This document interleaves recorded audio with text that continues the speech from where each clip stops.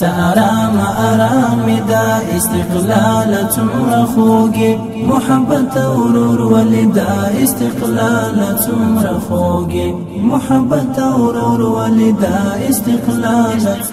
هموطنان عزیز، طوری که همه در جریان قرار دارند، پس از استقرار حاکمیت سراسری امارت اسلامی در کشور نیاز جدی به بازسازی و نوسازی بخش‌های مختلف در افغانستان احساس می‌گردید که با وجود کمبود امکانات ولی با عزم راسخ رهبری امارت اسلامی افغانستان پلان‌ها و برنامه‌های کاری برای آبادی و شکوفایی افغانستان طرح و به منظور تطبیق در اختیار ادارات مختلف کشور قرار داده شد. در میان این ادارات وزارت تحصیلات عالی نیز از جمله سکتورهای مهم و کلیدی نظام می باشد که در آموزش نیروی کاری مسلکی تمام ادارات کشور را به دوش دارد. این وزارت برنامه‌های کوتاه مدت، میان مدت و دراز مدت خویش را مطابق پلان‌های رهبری امارت اسلامی تدوین و در پرتو ارزش‌های اسلامی آماده ساخت.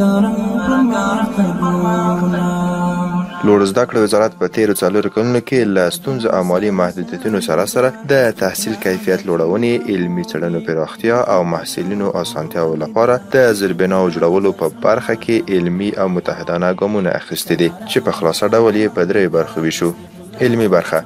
په تیر څلور کلن مزل کې د علمي برخې مهمې لاسته راوړنې د افغان نړیوال اسلامي پوهنتون ایجاد، د دیني جامعات او تخصصات عمومي ریاست رامنځته کول، په پوهنتونونو کې د څېړنو او علمي مجلې معاونیتونو ایجاد او د لوړ زده کړو وزارت په چوکاټ کې د تحسین نصاب ریاست رامنځته کول دي. دغه راز په دې برخه کې د افغانستان علمي برخې له اړتیا سره سم یو لړ نور مهم او اساسي کارونه هم ترسره شوي چې له جملې په تحصیلي نهادونو کې د څلورتیا لیسانس او فوق لیسانس برنامه ایجاد، د افغانستان پر مهمو قضاوو د داخلي او نړیوالو علمي کنفرانسونو دایرول او پایلې له اړوندو ادارو سره شریکول، د معیاري څېړنو او ادبي غلا مخنیوي په موخه د ټرینټین سافټویر پیرل، د غزني او بدخشان پوهنتونونو لپاره د طب پوهنځي ایجاد، د شفافیت او کیفیت لوړونې په موخه د خصوصي تحصیلي نهادونو څارنه، د لومړي ځل لپاره په خصوصي تحصیلي نهادونو کې د دایمي استادانو تقرر، د تضمین کیفیت په پروسه کې د اصلاحات راوستل او پلي کول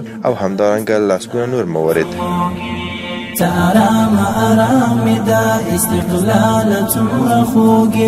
بخش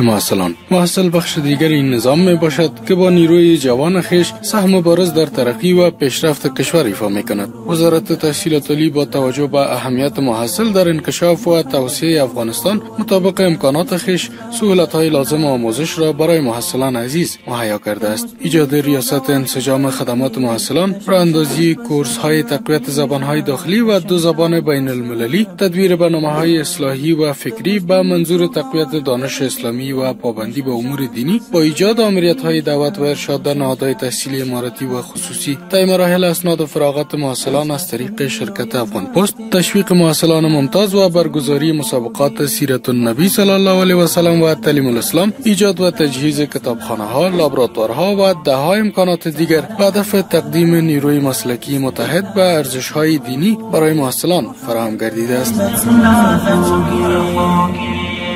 د هیواد بیا رغونه رنګارنګ پرمختګونه رنګارنګ پرمختګونه. مالی او اداري برخه: مالی او اداري برخه د مملکت له اقتصاد سره مستقیم اړیکه لري، ځکه که د مملکت اقتصادي پای ټینګ شي د ادارو مالی برخه ورسره قوي کیږي. له نیکمرغه د اسلامي امارت له بیا ځل حاکمیت وروسته له اقتصادي ستونزو او د بیروني مرستو نشتون سره د نظام مشرتابه تحصیل نظام ته له توقع زیاته پاملرنه کړې ده. د لوړ زده کړو وزارت رهبری د اسلامي امارت محترم زعیم د دې توجه او اعتماد پر اساس په تیرو څلورو کلونو کې په خپل دوامداره هڅو په مالی او اداري برخو کې یو لړ ګټور فعالیتونه ترسره کړي چې پخوا د بهرنیو مرستو باوجود نه و ترسره شوي. له کلونو راهیسې هرات پوهنتون او د هرات ولایت خلک د تدریسي روغتون جوړولو ته په تمه وو. څو لسیزې په دغه پوهنتون کې د تدریسي روغتون په نشر سره د طب پوهنځي فعالیت دوام درلود چې له نیکمرغه د الله تعالی په مرسته او د اسلامي امارت مشرانو په پاملرنې یاد پوهنتون ته په اساسي بڼه مجهز تدریسي روغتون جوړ شو.